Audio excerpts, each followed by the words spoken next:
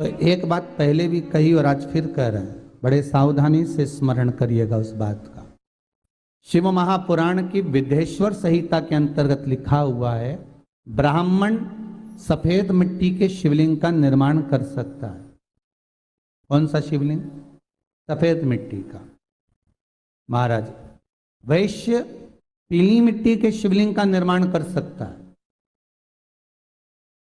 क्षत्रिय लाल मिट्टी के शिवलिंग का निर्माण कर सकता है और शूद्र काली मिट्टी के शिवलिंग का निर्माण कर सकता है। एक ये आज के जमाने में जो ये होड़ लगी हुई है ना शिवलिंग बनाने की, बहुत ध्यान दीजिएगा महाराज। आज के जमाने में जो एक होड़ लगी हुई है कि 1.25 लाख शिवलिंग का निर्माण करो। अब 1.25 लाख शिवलिंग का निर्माण करो और एक ही जगह की मिट्टी खोद कर पटक दी और बहुत सारे लोग आए और अलग अलग वर्ण के आए और मिट्टी का लिंग बना भी दिया, शिवलिंग की पूजन भी हो गई।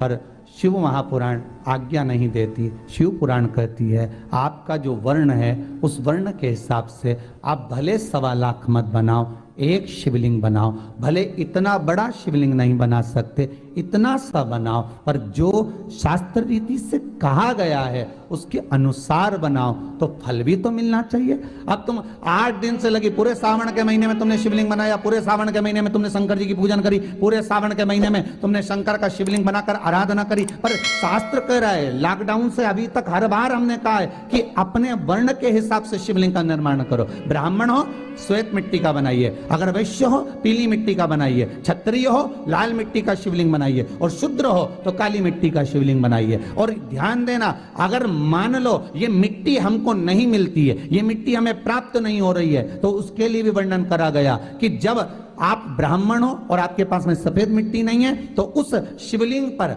बॉर्डर मतलब अबीर, अबीर जानते हो शंकर जी को चढ़ती अबीर गुलाल, तो अबीर चढ़ा दो पर उसको सफेद कर लीजिए महाराज। और मान लो आप वैश्य हो, आपके पास में पीली मिट्टी नहीं है तो उस शिवलिंग को बनाकर हल्दी से लेपन कर दो पर उसको पीला कर लीजिए।